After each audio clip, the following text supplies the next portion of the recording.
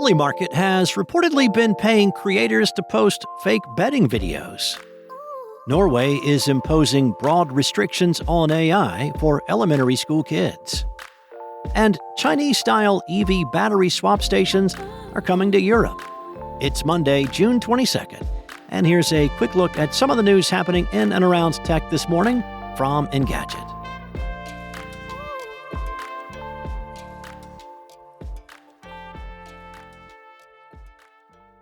Well, in case you needed another reason to be wary of those videos showing people winning big on Polymarket, an investigation by the Wall Street Journal has found that the company is paying social media creators to post misleading content promoting the prediction market. Of the 1,105 TikTok videos the publication reviewed, 778 appeared to show someone placing a bet, but a closer look reportedly revealed that none of the latter featured the actual Polymarket website, instead using dummy sites made to look like the real thing. For more than half of the videos that appeared to show winning bets, those bets would in reality have been losses. The publication spoke to creators who worked with Polymarket and viewed materials they say they were given to ensure their videos were convincing and engaging. In addition, Polymarket reportedly also enlisted a social media army to repost those videos and help them go viral. Polymarket has been making headlines this year as governments grapple with how to regulate prediction markets. Minnesota last month became the first U.S. state to ban them. Other states have tried to do the same, but multiple lawsuits have challenged those efforts. Meanwhile, Spain blocked Polymarket and another prediction market, Kalshi, back in May, as it figures out whether they violate the country's gambling law. Norway is imposing a strict ban on the use of generative AI tools by elementary school kids. That's according to a report by Reuters. Norway's prime minister suggested at a press conference that AI lets children skip crucial steps in their education and that schools should focus on teaching them how to read, write, and do mathematics. These standards will be imposed at the start of the next school year, beginning in late August.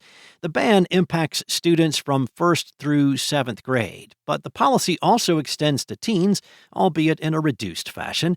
Kids aged 14 to 16 can still use generative AI, but only with a teacher's supervision. Teens 17 and above are encouraged to use AI appropriately on their own. This is not the first move Norway has made to remove tech from classrooms. The country banned smartphones from schools back in 2024, which has proven to be a success. It led to a reduction in bullying, better grades, and a significant decrease in the number of visits to psychologists for mental health issues. These results were especially potent with girls. Norway is also planning a social media ban for all children under 16, which is similar to how Australia handles things. A bill will be introduced to Parliament by the end of the year. The U.S. has also been slowly making moves to limit the amount of time kids can spend with AI chatbots. The Senate and the House have been discussing a bill that would require AI companies to implement an age verification process and ban them from providing chatbots to minors. Octopus Energy, the UK's largest energy provider, has teamed up with CATL, the world's biggest EV battery maker, to bring Chinese-style battery swap stations to Europe.